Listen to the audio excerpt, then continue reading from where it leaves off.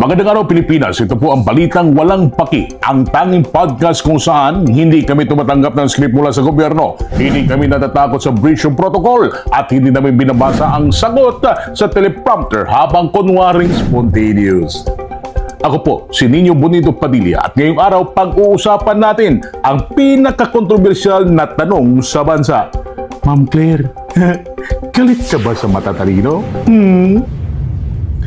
Sa isang regular na press briefing, masarap ang kape, malamig ang aircon at steady ang mga tanong hanggang dumating si Eden May Follow-up Santos at ang tanong niya kay UC Claire, UC Claire, paano masisiguro ng PCO na hindi ginagamit ang bagong PIGO policy bilang backdoor ng tax evasion o money laundering?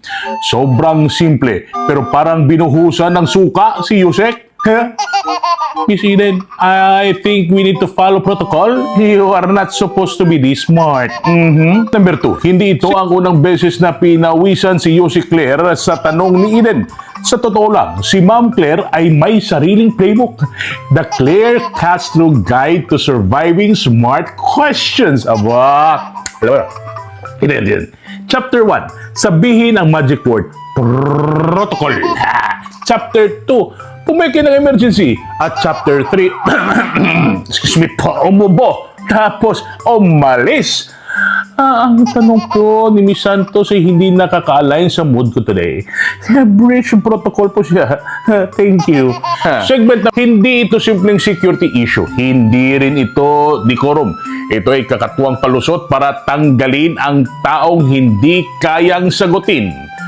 Kung ang tanong ay tungkol sa policy, tapos ang sagot ay, you're out! Baka hindi press briefing yan. Baka yan ay power tripping.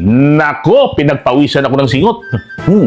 Si Eden ay galing sa Net 25. Alam nating may connection yan sa isang organisasyong may disiplina, boto at choir. At kaya galing siya sa isang malakas na network, hindi siya sinanto. Ibig sabihin ba, Malacanang just burn a bridge with Iglesia and takes guts or arrogance to do it. Hindi sumigaw si Eden, hindi toxic, hindi pasikat, pero may pinipiga sa bawat tanong. Paano mapoprotektahan ang public funds? May kopya po ba tayo sa MOA? Hindi ba ito may conflict of interest? Walang insulto, pero nanggigigil si Yusek. Bakit yan ang tanong mo, Eden? Wala sa notes yan, wala sa cheat sheet yan. Buti na lang, ang Malacanang Press Corps ay may backbone. Naglabas sila ng statement. Ang tanong ay hindi krimen. Ang follow-up ay hindi rebellion.